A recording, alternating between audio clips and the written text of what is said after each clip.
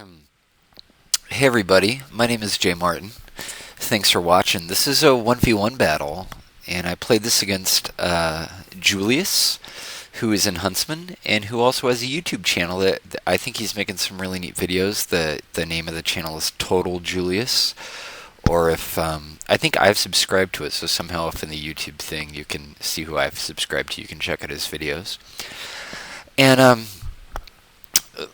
we played this match earlier, and I've been thinking a lot. I've been working real hard for the last week or so on really getting better at the game and becoming a better player at the game. And I've come to this sort of conclusion. It's not, the end all and be all of things, but I've developed this theory that as a Napoleon player, you go through three stages.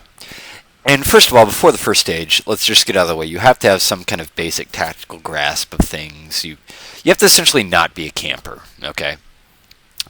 And the first stage I've decided to think of as uncoordinated. You don't really have a plan, and you move your units around, so you're not a camper, but you're not really doing them in cohesion with each other. You're not supporting each other that well. You're making some, what we would say is obvious flaws. And in the second phase, and so that's phase one, is just kind of uncoordinated. And the second phase, and I think this is where I'm at right now, the second phase is coordinated with a plan. And this lends itself to attacking really well. Because you have a plan, you know where you want to put your people, and you just put your people in there and do it. And when you're in stage two, you're going to beat a lot of people who are in stage one. And you're probably going to be like, depending on personality, and I think if two stage 2 players coordinated with plan fought off against each other, the attacker would probably win. So you're probably winning, the majority of your games there. And then the third stage, or kind of the top stage, is what I want to call coordinated and flexible.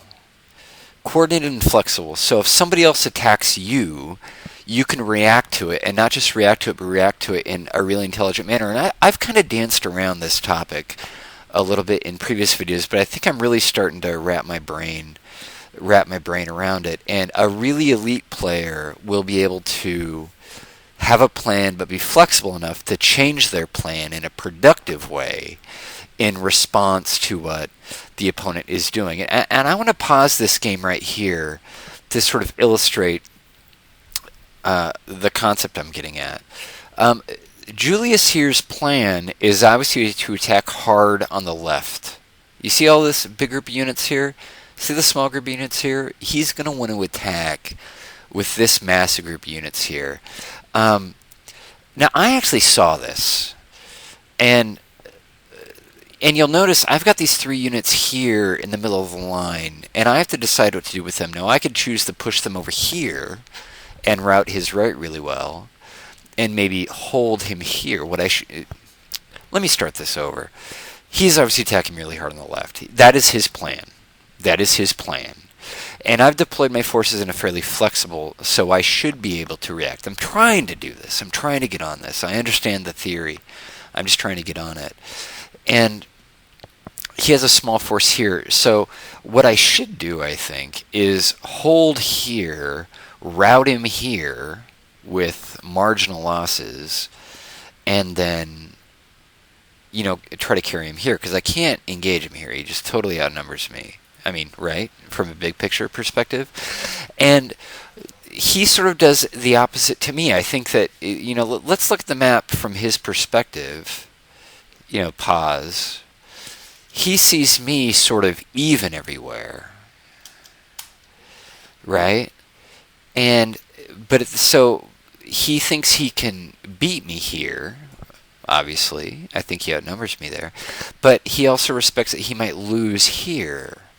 So the thing that I just said that I should do in this game, which is kind of retreat, hold the line on the left, and attack big on my right, is exactly the same thing that he wants to do. Attack big on his right and retreat, hold the line on the left. And the difference in how this game plays out I don't know. Do you all like the map, the cursor up there? Side note: I just started using this unrestricted camera view, and this is actually the second match I think I've played with it. It caused me a little bit of problem. Not an excuse. Julius totally outplayed me, but I'm still kind of getting used to this. But what he does here, and what you're going to notice, I'm going to click and fast forward so you can watch sort of the big picture, is that he's going to retreat on his what's his my right, his left. He's going to retreat these units here and not give me a chance to crush this flank. And there are a lot of issues you could get into here, like the issue of speed, how fast. If we're both doing the same thing on opposite flanks, then speed is an issue. How fast we can crush each other's flank.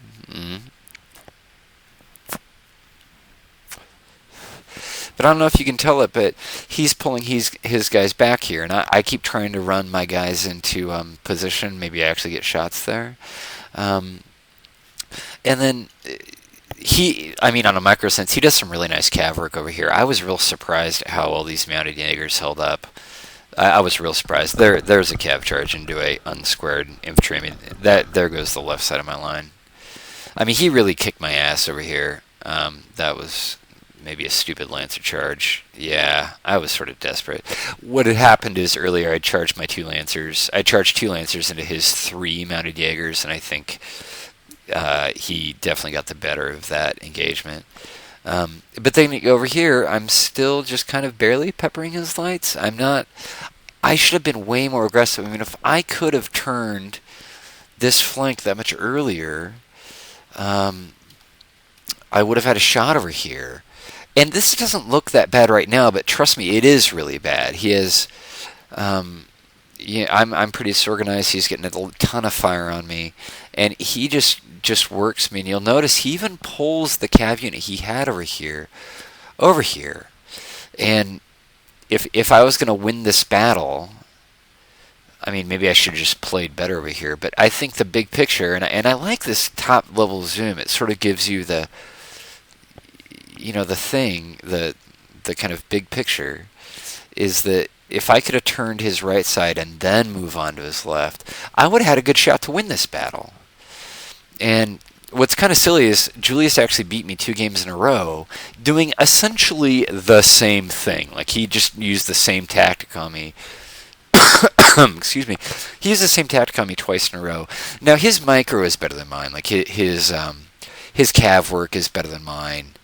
And no matter what happens, I mean, he's probably going to beat me, 7 out of 10 battles, or even worse than that, maybe. But what he was able to do, I think, in this battle was be much more flexible than I was. His reactions were a lot faster. That's bad luck for me. A Jaeger is right in the back. I think it took a little detour to rout my general, which is something I'm still bad at. But I thought this was an interesting battle, because it illustrated the concepts I was getting at real well. That he had a plan, attack on the right, his right, and he did that plan, and then he was flexible and pulled back on his left, and I think it was a little bit of, if anything, I think what he did this battle just sort of reaffirmed what I've been thinking for the last couple days about Napoleon play.